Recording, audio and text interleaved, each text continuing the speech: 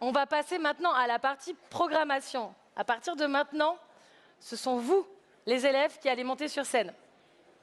Est-ce que cette image, ça vous dit quelque chose? Oui? Non? Ça, c'est normal. C'est parce que j'ai plus de 30 ans. Et nous, à l'époque, quand on voulait avoir le résumé du meilleur de la télé, on allait sur Canal+, c'était en clair, c'est-à-dire qu'on ne payait pas, et on pouvait avoir le meilleur de ce qui s'est passé dans les médias. Aujourd'hui, avec TikTok, avec Instagram, avec Snap, vous n'utilisez plus ça. Par contre, moi, je me suis demandé comment vous avez accès aux informations. Quelle chaîne vous regardez? Et c'est pas facile, hein, parce que je vous ai posé des questions, ça fait 2 ans que je taffe le sujet, j'ai toujours pas les réponses à mes questions. Par contre, je trouvais ça intéressant de savoir qu'est-ce qui vous intéresse, que ce soit des bonnes nouvelles ou des nouvelles plus inquiétantes. Où est-ce que vous en êtes, en fait, avec le monde qui vous entoure? Du coup, vu que j'étais aux platines, moi, je suis allée chercher dans ma pop culture. Donc aujourd'hui, nous, on est partenaire avec un média qui s'appelle le Média Vert. Et il y a notamment un gars qui s'appelle Gaëtan Gabrielé qui danse en annonçant des bonnes nouvelles dans un monde qui va mal. Je le trouve très sympa, il a 200 000 abonnés. Et enfin, je me suis inspirée d'Hugo Décrypte parce que c'était à peu près la seule personnalité que vous connaissiez tous. Et lui, il fait des petits débats sur sa page Instagram qui sont super chouettes. Du coup, je me suis dit qu'on allait faire un petit méli-mélo pour vous proposer un zapping de l'actualité.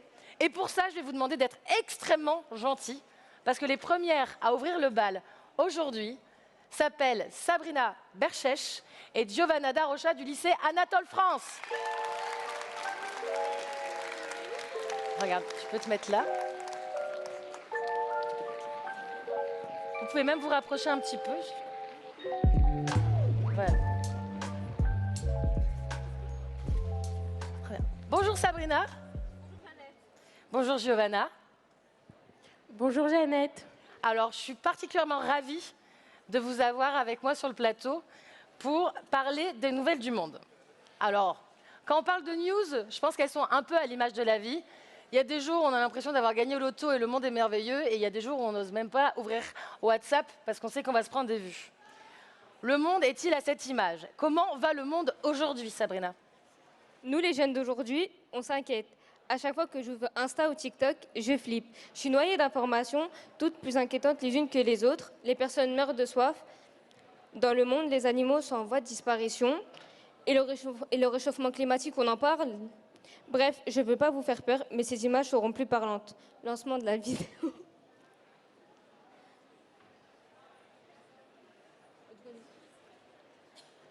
Là, tu peux répéter à la régie que tu peux lancer la vidéo. On peut lancer la vidéo.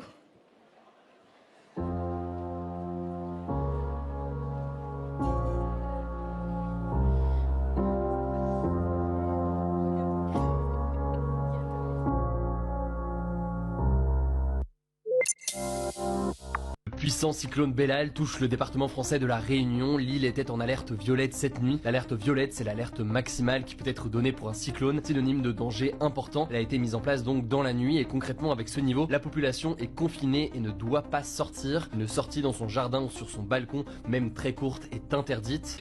20% de nos poubelles sont encore enfouies. Ça paraît incroyable, mais en 2022, nous avons enterré en France 17 millions de tonnes de déchets ménagers, soit le poids de 1700 tours Eiffel. Des restrictions depuis juillet et aujourd'hui de l'eau 1 jour sur 3. Mayotte a soif, oui, et ça n'est pas une vue de l'esprit pour Marianne, elle est institutrice à Tsunzu. Il y a des enfants qui ont soif, qui reçoivent une bouteille d'eau minérale tous les 2 jours, comme si on leur posait un trésor sur la table. Premier problème, le jus de décharge qui est issu de la décomposition des déchets organiques.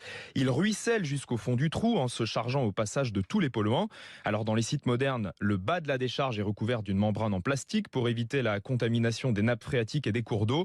Mais des accidents et des fuites sont inévitables. Deuxième souci, le vent qui fait s'envoler les déchets légers avant qu'ils soient recouverts et qui propage dans la nature des milliers de sacs plastiques. Et troisième problème, le méthane, ce gaz au très fort pouvoir de réchauffement qui est produit là encore par la décomposition des ordures.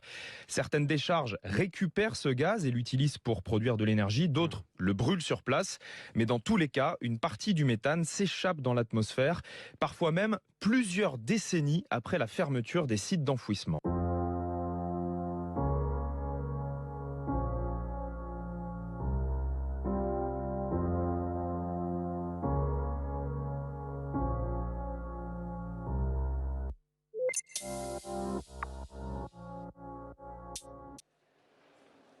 Très bien.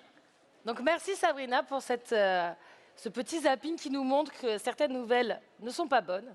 En revanche, Giovanna, est-ce que tout est perdu d'avance? C'est vrai, Sabrina a raison, c'est incontestable, mais moi je préfère me dire que tout n'est pas foutu. J'aime croire en l'humain et me dire que l'humain fait la force et qu'il y a des gens ici comme à Change Now ou comme dans notre lycée qui se mobilisent pour tout changer. Et d'ailleurs, dans ce monde angoissant, moi je choisis de vous montrer ce qui va bien ou mieux dans le monde d'aujourd'hui. Vous pouvez lancer la vidéo.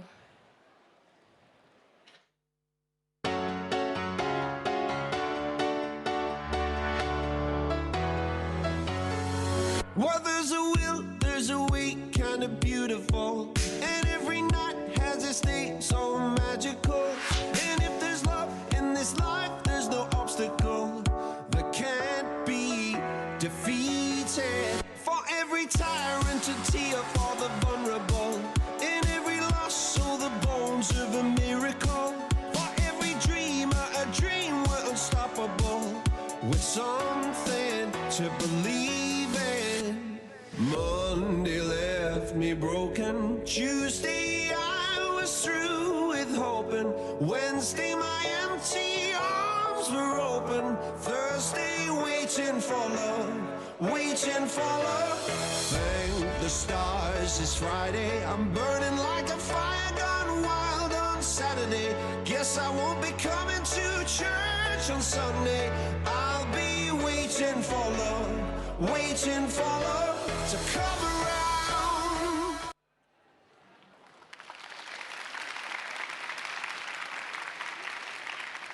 Merci pour ce deuxième zapping qui nous montre que la vie est faite de nuances. Est-ce que je peux avoir les slides, s'il vous plaît?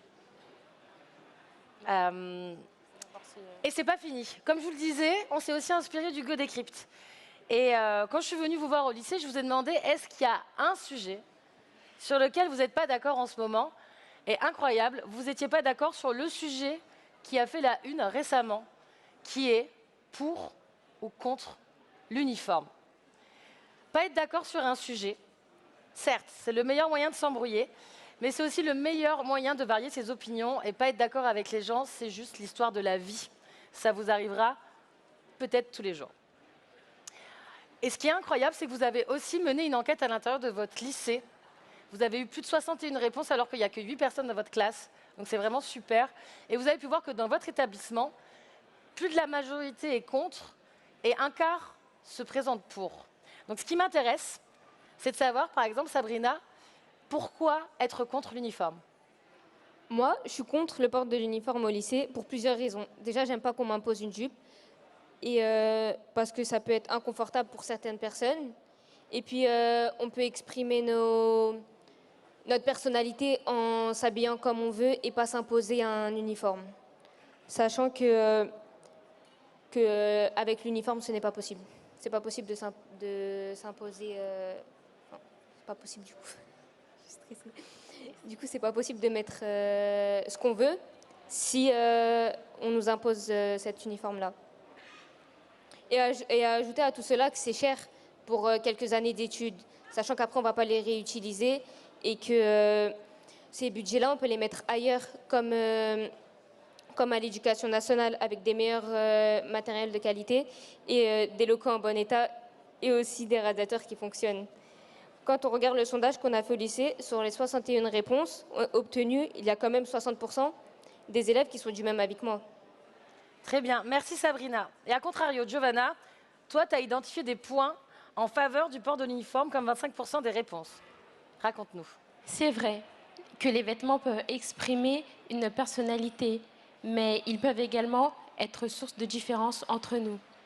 Là, avec le port de l'uniforme, on sera tous au même niveau et plus de différence entre ceux qui peuvent se payer des vêtements de marque et les autres. L'achat de l'uniforme va coûter de l'argent, mais on peut imaginer les recycler ou encore imaginer un système de location pour pouvoir les réutiliser. Et puis franchement, le port de l'uniforme sera un gain de temps pour le matin pour s'habiller. Moi, je reste convaincue que le port de l'uniforme est une bonne idée Et quand on regarde les résultats, certains de mes camarades sont du même avis que moi. Très bien. Donc vous avez pu entendre les arguments pour et les arguments contre. Et un débat, c'est bien, mais un débat participatif, c'est mieux. Là, je vais vous demander d'aller sur le profil Instagram de Adla Tizaoui, qui est la professeure de Sabrina et Giovanna, pour donner votre avis. Elle a mis un sondage pour ou contre l'uniforme, pour voir, vous, ce que vous pensez de ce débat. Est-ce que vous pouvez sortir vos téléphones et chercher sur Instagram Adla et voter pour ou contre le port de l'uniforme? Normalement, son profil est public. Et j'ai demandé à Adla d'aller sur son compte pour pouvoir nous donner la statistique. Ça s'est vu? Non, mais quand j'ai bégayé, ça s'est vu.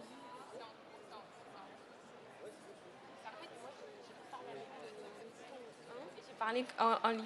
Et on a déjà pas mal de votes dans l'Assemblée, avec une grande majorité d'entre vous. Pour le moment, ça vote encore. Je pense qu'on a déjà une tendance qu'on peut affirmer. On l'affirme? Vas-y. C'est parti. Je sais pas si le micro est allumé. Ouais. Non, je ne crois pas. Si, c'est bon, c'est bon. C'est bon? Ouais. Alors, on a 73% des personnes ici présentes qui sont contre le port de l'uniforme au lycée. Visiblement, les gens vont dans ton sens, Sabrina. On a 22% qui sont pour et 5% sans opinion. Ok, ben merci d'avoir participé. Vous pouvez vous applaudir. C'est trop bien. Et si le port de l'uniforme est voté, vous pouvez écrire à Mathieu Mocor sur Instagram pour vous dire que vous n'êtes pas content. Merci Sabrina, merci Giovanna. Vous pouvez les applaudir bien fort. On en sait un peu plus sur l'actualité.